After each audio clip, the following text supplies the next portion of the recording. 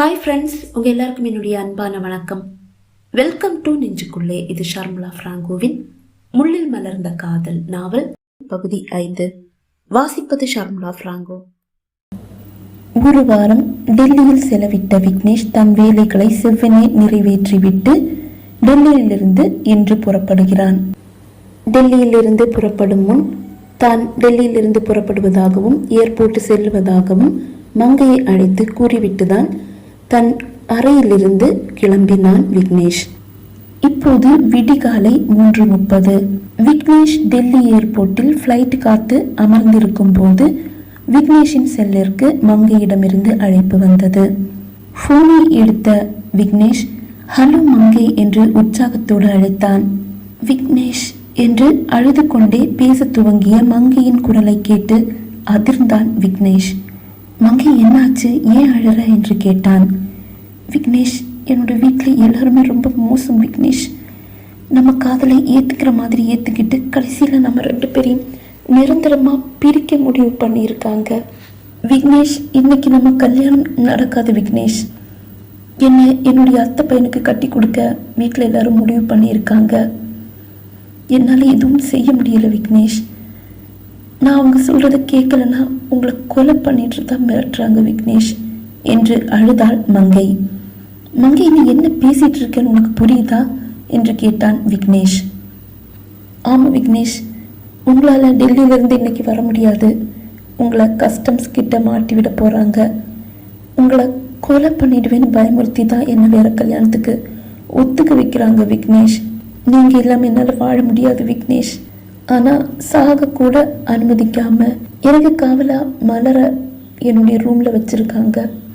சாக கூட என்ன அனுமதிக்க மாட்டேங்கிறாங்க விக்னேஷ் என்று மங்கை அழுதபடியே கூற, இப்போதான் எனக்கு நிம்மதியாக இருக்குக்கா. இல்லைன்னா காலம் ஃபுல்லாக அந்த ரவுடியை அத்தான்னு நான் கூப்பிட்டு கஷ்டப்பட வேண்டியதாக இருந்திருக்கும். ஃபோனை கொடு, மரியாதையாக நம்ம அத்தை பையனை கல்யாணம் பண்ணிக்கிட்டு நிம்மதியாக இருக்கிற வழியை பாரு என்று மலர் விழியின் குரல் கேட்டது. ஏய் மலர், இருடி, கடைசி ஒரு தடவை அவர்கிட்ட பேசிக்கிறேன் என்று மங்கை கெஞ்சுகிறாள். என்னக்கா நீ இன்னைக்கு 12 மணிக்கு அத்தை பையனோட கல்யாணத்தை வச்சுக்கிட்டு இந்த ரவுடி கிட்ட கொஞ்சிக்கிட்டு இருக்க? அப்பா அம்மா கிட்ட சொல்லவா என்று மிரட்டுகிறது மலர் விழியின் குரல். ஏண்டி என்னை இப்படி கொடுமைப்படுத்துறீங்க என்று மங்கை அழுகிறாள். கொடுமையெல்லாம் படுத்தலக்கா, அவனை கட்டிக்கிட்டாதான் நீ காலம் ஃபுல்லா கொடுமையை அனுபவிப்ப. எந்த வசதி இல்லாத அந்த வீட்டுல வாழ்ந்து கஷ்டப்படணும். அதுல வேற ஒரு தங்கச்சி, உடம்பு முடியாத அப்பா வேற. இதுகளையெல்லாம் தலையில சுமக்கணும்க்கா. நான் சொல்றத கேளு. நீ அத்தை பையனை கட்டிக்கிட்டா ரொம்ப சந்தோஷமா இருக்கலாம் என்று மலர் விழியின் குரல் கேட்டது. விக்னேஷ் என்னை பேசக்கூட விடாம போனை என்கிட்ட இருந்து என்று கூறியதும் அழைப்பு துண்டிக்கப்பட்டது. மங்கை மங்கை ஹலோ என்று விக்னேஷ் அழைத்தான். ஆனால் அழைப்பு துண்டிக்கப்பட்டிருந்தது. அவன் சட்டென்று திருப்பி மங்கையின் எண்ணிற்கு அழைத்தான். ஆனால் மங்கையின் எண் இப்போது சுவிட்ச் ஆஃபில் இருந்தது. 4-5 முறை அழைத்தான். மொபைல் சுவிட்ச் ஆஃபில் தான் இருந்தது. ஹலோ மிஸ்டர் விக்னேஷ் என்ற குரலை கேட்டு விக்னேஷ் நிமிர்ந்து பார்த்தான். அவன் முன் கஸ்டம்ஸ் சீருடையில் 4-5 ஆபீசர்ஸ் நின்று கொண்டிருந்தனர். அவர்களை கண்ட விக்னேஷ் மெல்ல எழுந்தான். என்ன சார் என்று கேட்டான். நீங்க மயக்க மருந்து கடத்துறதா எங்களுக்கு இன்ஃபர்மேஷன் வந்திருக்கு. நாங்க உங்களை செக் பண்ணணும். தயவு செஞ்சு எங்க கூட எங்க ஆபீஸ் ரூமுக்கு வாங்க என்று ஒரு ஆபீசர் கூற, ஓகே சார் என்றவன் அவர்கள் பின்னால் அவர்களது அறைக்கு சென்றான். அப்போது அவன் செவிகளில், விக்னேஷ், உங்களை கஸ்டம்ஸ் கிட்ட மாட்டி விட போறாங்க. உங்களை கொலை பண்ணிடுவேன்னு பயமுறுத்தி தான் என்ன வேற கல்யாணத்துக்கு ஒத்துக்க வைக்கிறாங்க விக்னேஷ் என்ற மங்கையின் குரல் ஒலித்தது. விக்னேஷை அழைத்து கொண்டு சென்ற ஆபீசர்ஸ் அவனது உடை, ஷூ எல்லாவற்றையும் கழற்றி அவனை பரிசோதித்தனர். அதற்குள் அவனது ஃப்ளைட் புறப்படுவதாக அறிவிப்பு வந்தது. விக்னேஷின் கண்களில் இருள் சூழ்ந்தது. இனி இவ்வளவு கஷ்டப்பட்டாலும் திருமணத்திற்கு முன் அவனால் மண்டபத்தை அடையவே முடியாது என்று அவன் அறிந்த நேரம் அது. அவன் ஒரு முறை கண்களை மூடி திறந்தான். கண்முன் அழுதபடி நிற்கும் மங்கையின் முகம் வந்து நின்றது. அவன் கண்களில் கண்ணீர் கசிந்தது. இப்போது ஆபீசர்ஸ் அவனது பேக்கை பரிசோதித்தனர். அவனது உடை முழுவதையும் வாரி இறைத்து பரிசோதித்தனர். கடைசியில் அவனது பேக்கின் வெளிப்புற அறைகளில் இருந்து சிறு சிறு பொட்டலங்களாக மயக்க மருந்துகள் பிடிபட்டது. விக்னேஷுக்கு தலையும் பூமியும் அப்படியே சுற்றுவது போல் இருந்தது. அவன் அப்படியே அங்கிருந்த இருக்கையில் அமர்ந்தான். ஆபீசர்ஸ் கேள்வி மீது கேள்வி கேட்டு அவனை குடைந்தெடுத்தனர். ஆனால் அவர்கள் கேட்ட எந்த கேள்விக்கும் அவனால் பதில் அளிக்க இயலவில்லை. அவன் மனதிலும் கண் முன்னும் அழுது வடியும் மங்கையின் முகம்தான் வந்து நின்றது. ஃப்ளைட் கோயம்புத்தூரை அடையும் நேரம் தாண்டிய பின் அவனை ஏர்போர்ட்டிலிருந்து அழைத்து செல்ல வந்த பார்த்திபனிடமிருந்து விக்னேஷிற்கு அழைப்பு வந்தது. கஸ்டம்ஸ் ஆபீசர்ஸ் அவனது செல்போனையும் வாங்கி அங்கிருந்த மேஜை மீது வைத்திருந்தனர். பார்த்திபனிடமிருந்து அழைப்பு வருவதை கண்ட விக்னேஷ், ப்ளீஸ் சார், என்னுடைய செல்லை கொஞ்சம் கொடுங்க, அது என்னுடைய ஃப்ரெண்டு பார்த்திபன் என்ன கோயம்புத்தூர் ஏர்போர்ட்லேருந்து ரிசீவ் பண்ணுறதுக்காக அவன் வந்திருக்கான். நான் வராததால் அவன் எனக்கு கால் பண்ணுறான். நான் இங்கே மாட்டிக்கிட்டேன்னு அவன்கிட்ட சொல்லிடுறேன். ப்ளீஸ் என்னுடைய ஃபோனை கொடுங்க, இல்லைன்னா எனக்கு ஏதாவது ஆபத்து நேர்ந்திருக்கும்னு நினச்சி அவங்க எல்லாரும் பயப்படுவாங்க. இன்னைக்கு 12 மணிக்கு என்னுடைய கல்யாணம் நடக்க இருக்குது சார் என்றான் விக்னேஷ். சாரி மிஸ்டர் விக்னேஷ், விசாரணை முடியாமல் உங்களை யார்கிட்டையும் பேச அனுமதிக்க முடியாது. நீங்கள் யாருக்காவது தகவல் கொடுத்துட்டா உங்கள் கூட்டாளிங்க எல்லாம் தப்பிச்சிடுவாங்க என்று ஒரு ஆஃபீஸர் கூற அவனுக்கு இடி தாக்கியது போல் இருந்தது. அவனது செல்போன் அன்று மாலை வரை ஓயாமல் அடித்து கொண்டேதான் இருந்தது. பலமுறை மங்கையிடமிருந்து, அவள் அப்பாவிடமிருந்து, பார்த்திபனிடமிருந்து, குமுதாவிடமிருந்து, அம்மாவிடமிருந்து, அவனது பல நண்பர்களிடமிருந்தெல்லாம் அவனுக்கு அழைப்பு வந்து கொண்டே இருந்தது. ஆபீசர்ஸ் அவனிடம் கேட்கும் எந்த கேள்விக்கும் அவனிடம் பதில் இருக்கவில்லை. அவர்கள் அவனை நம்ப தயாராகவும் இல்லை. கடைசியில் அவன் தலையில் ஒரு லைட் எரிந்தது. சார், இந்த மயக்க மருந்து எப்படி என்னுடைய பேக்கில் வந்ததுன்னு எனக்கு தெரியாது. ஆனால் நான் ஏர்போர்ட்டுக்குள்ளே வந்ததுக்கு அப்புறம்தான் இது என்னுடைய பேகுக்குள்ளே வந்திருக்கும். நீங்கள் சிசிடிவி காட்சிகளை கொஞ்சம் பரிசோதித்து பாருங்கள். நான் எந்த தப்பும் பண்ணலைன்னு உங்களுக்கு கண்டிப்பாக புரியும் என்றான் விக்னேஷ். அவன் அப்படி கூறியதும் ஒரு ஆபீசர் சிசிடிவி காட்சிகளை பரிசோதித்தார். அப்போதுதான் விக்னேஷ் ஃப்ளைட் காத்திருக்கும் இடத்தில் 3 சிறுவர்கள் விளையாடி கொண்டிருப்பதும் அவர்களை கூலிங் கிளாஸ் தொப்பி எல்லாம் அணிந்த ஒருவன் அழைத்து பெரிய ஒரு சாக்லேட்டை கொடுத்த பின் சிறு பொட்டலங்களை அவர்களிடம் கொடுத்து விக்னேஷின் பேக்கினுள் வைக்குமாறு கூறுவதும் பிள்ளைகள் விக்னேஷின் அருகில் வந்து அவனது பேக்கில் அந்த பொட்டலங்களை வைப்பதும் சிசிடிவியில் தெளிவாக தெரிகிறது. மங்கை விக்னேஷிற்கு போன் செய்து பேசும்போதுதான் அந்த சிறுவர்கள் மயக்க மருந்தை அவனது பேக்கினுள் வைக்கிறார்கள். போனில் பேசிக் கொண்டிருப்பதால் அவன் அதை கவனிக்கவே இல்லை. சிசிடிவி காட்சிகளை கண்ட பின்பு ஆபீசர்ஸ் அவனிடம் மன்னிப்பு கேட்டுவிட்டு அவனை அனுப்பி வைத்தனர். அவனது பேக்கை அவனிடம் எடுத்து வந்து கொடுத்த ஒரு இளம் ஆபீசர், சார், உங்களை வேணும்னு இங்கே லாக் பண்ணி வைக்கணும்னு எங்கள் ஆஃபீஸர் ஒருத்தர் சொன்னார். அதனால தான் இப்படி நடந்தது. சாரி சார், என்னால் உங்களுக்கு எந்த விதத்திலையும் உதவ முடியலை. அது என்னுடைய மனசை ரொம்ப காயப்படுத்துது சார் என்று தமிழில் கூறிய அந்த இளைஞன் வேதனையோடு அங்கிருந்து திரும்பி சென்றான். அப்போது மாலை 6:30 ஆகிவிட்டது. அப்போதும் பார்த்திபன் அழைத்து கொண்டேதான் இருந்தான். செல்போன் இப்போதுதான் விக்னேஷின் கைக்கு வந்திருந்தது. அவன் சட்டென்று போனை எடுத்து, ஹலோ பார்த்தி, அங்கே என்னடா நடந்தது என்று வேதனையோடு கேட்டான். டேய், நீ ஏன்டா வரல? ஃபோன் பண்ணா கூட எடுக்கல, என்னடா பண்ணிட்டு இருக்க என்று கோபமாக கத்தினான் பார்த்திபன். விக்னேஷ் நடந்தவற்றை கூறினான். டேய், பணக்காரங்க அவங்க புத்தியை காட்டிட்டாங்க பாத்தியா? உன்னை ஏர்போர்ட்டில் நான் தேடி வந்தப்போ நீ ஏர்போர்ட்டில் இருக்கல. ஒருவேளை நான் வரலன்னு நினச்சி நீ வேற ஏதாவது காரை பிடிச்சு வீட்டுக்கு போயிட்டியோன்னு நினச்சி நானும் நேராக மண்டபத்துக்கு வந்துட்டேன். முகூர்த்த நேரமாகியும் நீ வராததால உனக்கு ஃபோன் மேலே ஃபோன் போட்டாரு மங்கையோட அப்பா.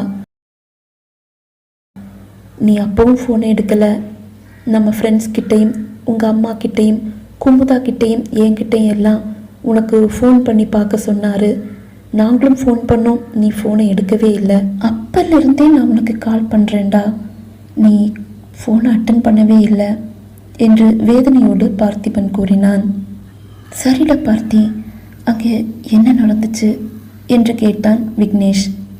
டேய், முகூர்த்த நேரம் ஆகியும் நீ வராததால் நீ மங்கையை ஏமாத்திட்டேன்னு சொல்லி மங்கையோட அப்பா சொன்னார்.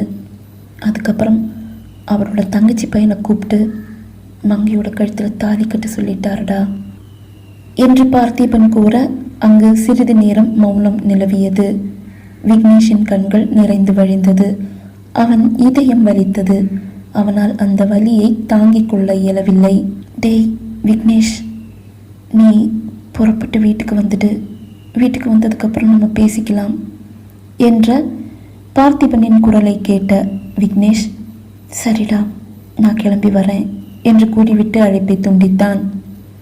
இன்னும் 20 நாட்களில் குமுதா பார்த்திபனின் திருமணம் நடக்க இருக்கிறது.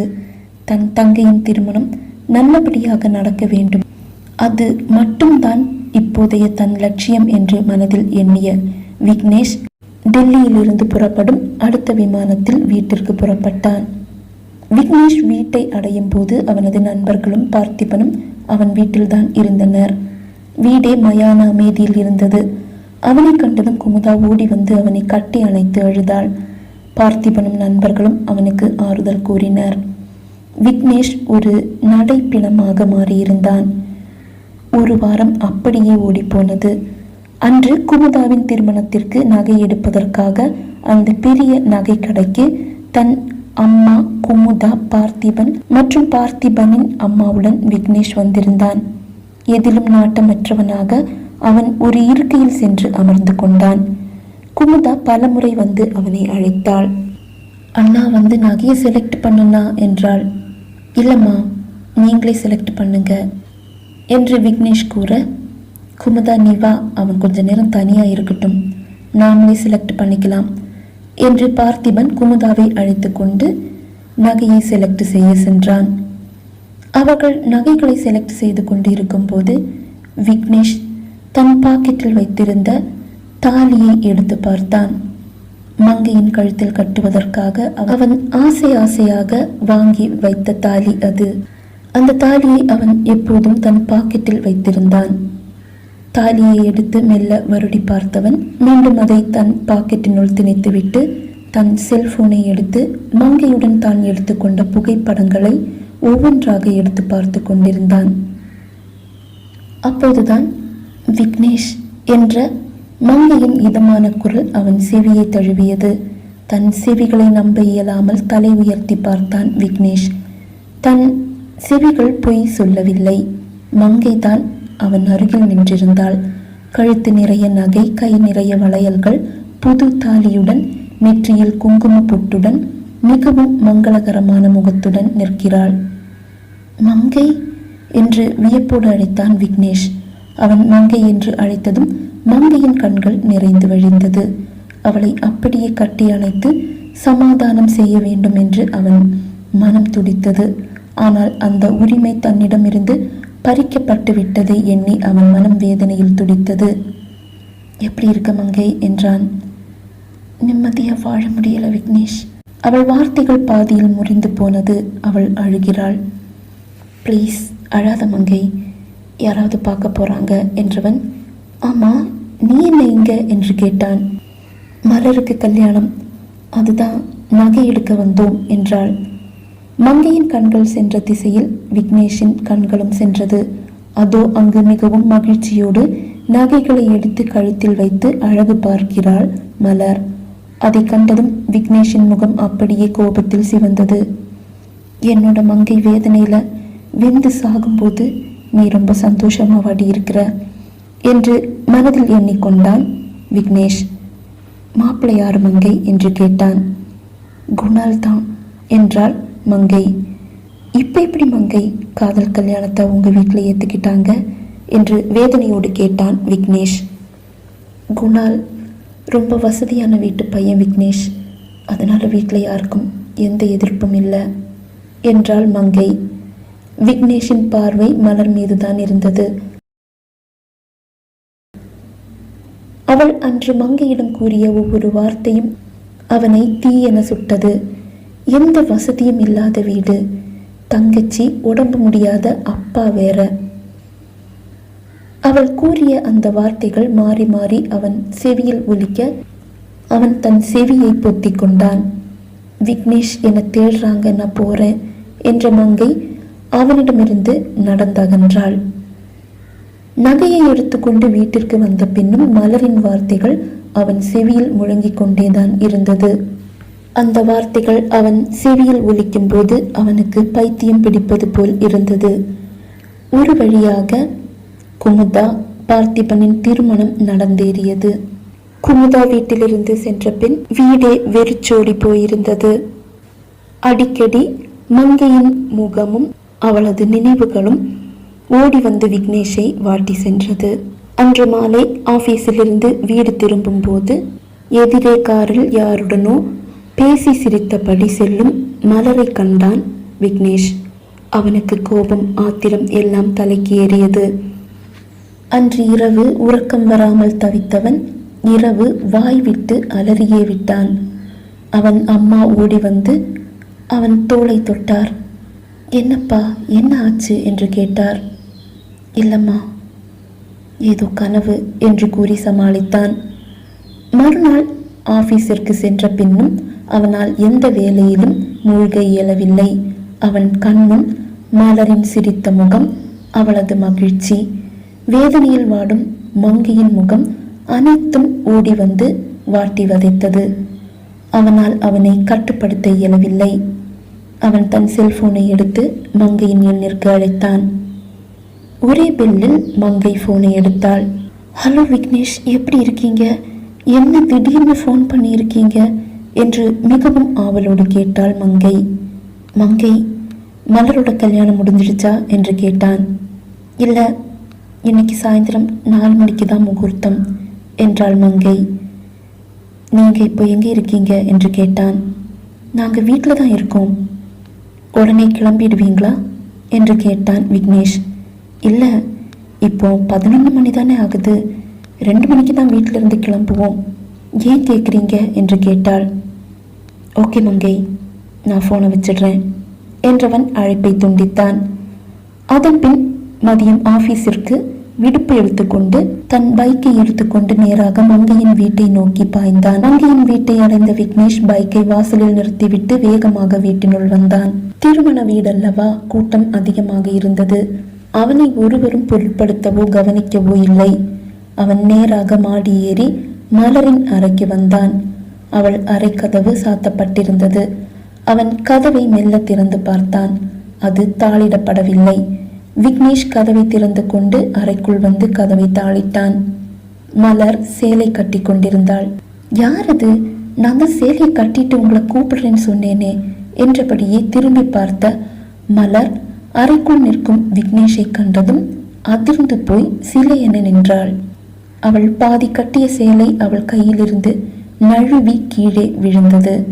கோபமாக அவள் அருகில் வந்த விக்னேஷ் தன் பாக்கெட்டில் இருந்த தாலியை எடுத்து அதிர்ச்சியில் உறைந்து நிற்கும் மலரின் கழுத்தில் கட்டினான்.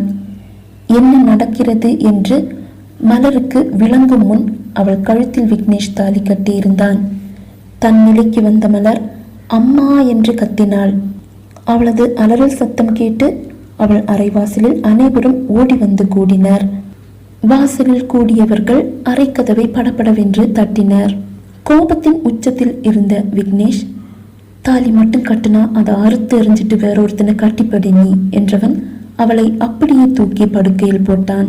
காதலிச்சவங்களை கட்டிக்க முடியாததுனால ஏற்படுற வலியோட ஆழம் என்னன்னு உனக்கு புரிய வேண்டாமா?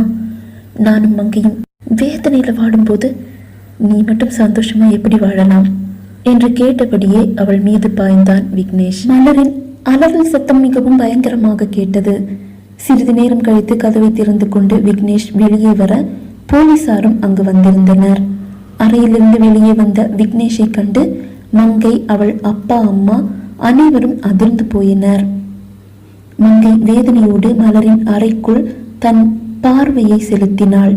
மலர் படுக்கையில் குப்புறப்படுத்து அழுகிறாள். போலீசார் என்ன நடந்தது என்று விசாரிக்க, ப்ளீஸ் சார், வீட்டில் எந்த பிரச்சனையும் இல்லை, நீங்க போலாம் என்று மங்கையின் அப்பா கூற, இல்ல சார், கல்யாண பொண்ணுகிட்ட யாரும் தகராறு பண்றதா உங்க வீட்டில இருந்து தான் ஃபோன் பண்ணாங்க என்று ஒரு காவல் அதிகாரி கூற, ப்ளீஸ் சார், நீங்க போலாம், இங்க எந்த பிரச்சனையும் இல்லை என்று தன் கையை எடுத்து கூப்பினார் மங்கையின் அப்பா. இந்த சேனல் உங்களுக்கு பிடிச்சிருந்தா மறக்காம லைக் பண்ணுங்க, ஷேர் பண்ணுங்க, மறக்காம கீழே கமெண்ட் பண்ணுங்க. இதுவரைக்கும் சேனலை சப்ஸ்கிரைப் பண்ணாதவங்க சப்ஸ்கிரைப் பண்ணிக்கங்க. கதையோட அடுத்த பகுதியில் உங்களை சந்திக்கும் வரை விடைபெறுகிறேன். நன்றி, வணக்கம்.